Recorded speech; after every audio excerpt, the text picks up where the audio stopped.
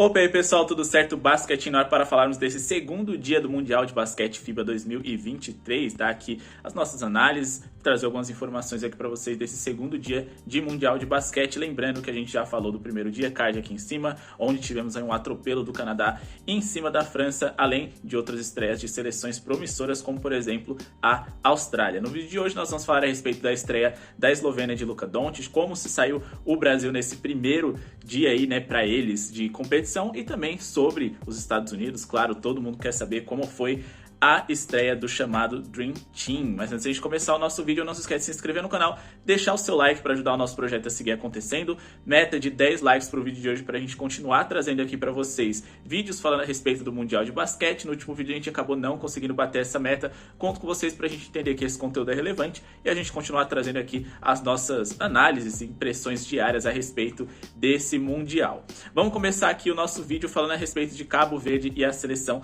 da Geórgia. Cabo Verde perdeu de 60 a 85, a seleção da Geórgia é mais competente, mais experiente, mas também experiente na questão de grandes competições, digamos assim. Foi uma vantagem de 25 pontos muito bem construída. Foi um jogo que a gente acompanhou bem por cima, porque a gente estava com a expectativa mesmo ali no jogo do Brasil. Sudão do Sul perdeu de 96 a 101 para a seleção do Porto Rico. Destaques para o Sudão do Sul, Wayne Gabriel ali, jogador da NBA, com passagens pelo Los Angeles Lakers, mas acima de tudo, os primeiros pontos, primeiros rebotes, primeiras assistências e também a primeira partida, no geral, do Sudão do Sul em um Mundial de Basquete, que também é bem legal a gente acompanhar essas histórias. A Grécia venceu por 92 a 71 a seleção da Jordânia, mesmo sem Giannis Antetokounmpo, que está de fora do Mundial por conta de lesão antes da competição começar. Seu irmão está em quadra, mas mais do que isso, outros jogadores competentes para tornar a Grécia uma das favoritas ainda para passar no grupo deles. Tivemos também a Eslovênia, que venceu por 100 a 85 a Venezuela, e aqui vale a gente trazer os destaques, porque se trata de uma das seleções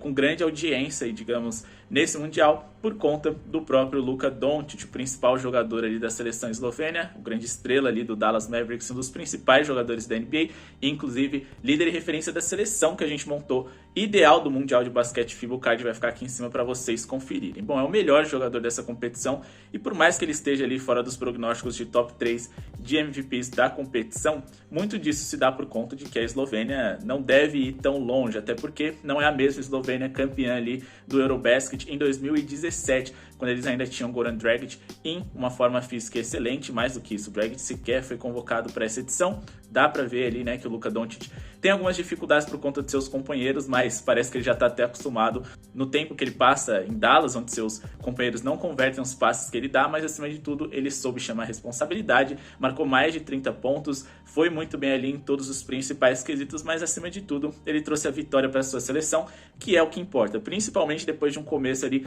complicado, onde a Venezuela deu bastante trabalho e inclusive terminaram o primeiro quarto ali na frente. Porém, aquele início da Venezuela era bem previsível que eles diminuíssem ali o ritmo, até porque eles tiveram 100% de aproveitamento nos arremessos de quadra e nos lances livres no primeiro quarto, o que é muito incomum para uma seleção como a da Venezuela, por exemplo. E mais do que isso, eles foram bem competitivos defensivamente, até por conta dessa fugida de padrão que eles tiveram aí no primeiro quarto, na primeira etapa. A gente conseguiu identificar ali para fazer uma apostinha em um under na pontuação deles, que bateu, não necessariamente porque a Eslovênia se defendeu muito melhor, mas acima de tudo porque a Venezuela não tinha como manter aquele ritmo do primeiro quarto. É claro, foi por pouco, mas conseguiu bater ali. E se você quer dicas de palpites de apostas esportivas, a gente tem um canal aqui, a gente vive disso, então dê uma olhada disso aqui no link na descrição. Esse canal Basquetinho é só pra gente falar de basquete em si. E agora vamos falar aqui da Sérvia, que ganhou de 105 a 63 da China. A China que tem aí alguns jogadores naturalizados, como por exemplo o Slow Mo, o Kyle Anderson, jogador ali do Minnesota Timberwolves, que agora é um dos principais protagonistas da China, mas que deixou muito a desejar, foi um dos destaques negativos dessa partida. Não conseguiu praticamente pontuar, o que é o mais assustador, é o jogador de NBA que eles têm no elenco deles. E a Sérvia mesmo sem o Nikola Jokic, mas contando ali com o Jovic, com o Bogdanovic, também jogadores ali de NBA, conseguiram vencer com tranquilidade. Seleção sérvia que inclusive passou perrengue com o Brasil ali, né, na pré-competição, quando a gente teve alguns amistosos ali. E agora vamos falar aqui, por falar em grupo do Brasil, vamos falar de Espanha e Costa do Marfim, 94-64 para a Espanha. Para muitos é a favorita do grupo, mas eu acho que dá para o Brasil ser bem competitivo contra eles. O próximo jogo da seleção brasileira é inclusive contra a seleção espanhola,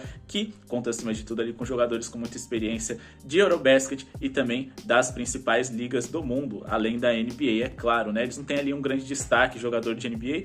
Os irmãos Hernan Gomes ali sequer são titulares das suas franquias, mas todo o elenco da Espanha é competitivo, joga um basquete competitivo e mais do que isso, é um país que tem muita tradição nesse esporte. Até por isso, conseguiram ganhar por 30 pontos de diferença de uma Costa do Marfim que conta com diversos jogadores que fizeram universitário ali nos Estados Unidos, o que também é bem relevante, porém, o grande jogo que está por vir ainda é Espanha e Brasil. É muito importante a seleção brasileira ter começado bem, como começou contra a Guiana, pensando em 59, 41 pontos de vantagem, uma vantagem que foi desde o começo. Algumas histórias curiosas envolvendo essa partida, como por exemplo a comissão técnica e esquecendo o livro de jogadas ali, né? Se o Brasil está em quadra para poder fazer o treinamento, né? Que as seleções elas compartilham o mesmo local de treino, então acabou que ficou mais fácil para o Brasil, não acho que necessariamente por isso, mas o Brasil fez questão de ver todas as jogadas estavam ali abertas para todo mundo ver, um erro imperdoável para a comissão técnica da seleção iraniana, de fato, eles já tinham poucas chances de vencer a seleção brasileira, nesse caso aqui fica ainda mais complicado. O Brasil, como eu disse, construiu uma vantagem lá desde o começo, e já chamamos de dificuldades para defender, principalmente no primeiro quarto, onde o Brasil sobrou praticamente todas as vezes, que o Brasil não cometeu um turnover, feitas pelo Iago acima de tudo. A seleção brasileira sempre que arremessava acabava pontuando, e não interessa quem entrava, sempre acabava sendo produtivo. O Benite ali, muito eficiente nas bolas de 3. Como sempre, a gente teve ali passes absurdos do Raulzinho, jogadas muito bonitas do Iago também para o Bruno Caboclo, que foi o destaque da seleção, com 16 pontos. E quem contribuiu aí para que a seleção brasileira se saísse vitoriosa, destaque negativo, a lesão do Raulzinho, que depois de 7 anos aí sem jogar pela seleção brasileira, ele acabou se machucando na primeira partida, uma partida que já se desenhava ali para estar ganha. Não dá para culpar a comissão técnica de que deveria ter tirado ele, porque ainda estava ali, né, ainda era muito cedo, apesar da larga vantagem, e infelizmente ele está fora do Mundial, o nosso principal jogador de NBA, né, agora ele vai pro Fenerbahçe, mas querendo ou não, é o jogador aí que a gente tem no nosso elenco com mais anos de experiência na maior liga de basquete do mundo, jogou por Cleveland, 76ers, Utah Jazz, Washington Wizards, então é uma pena, vai fazer muita falta. E agora vamos falar aqui da estreia da seleção dos Estados Unidos, que ganhou de 99-72 da Nova Zelândia.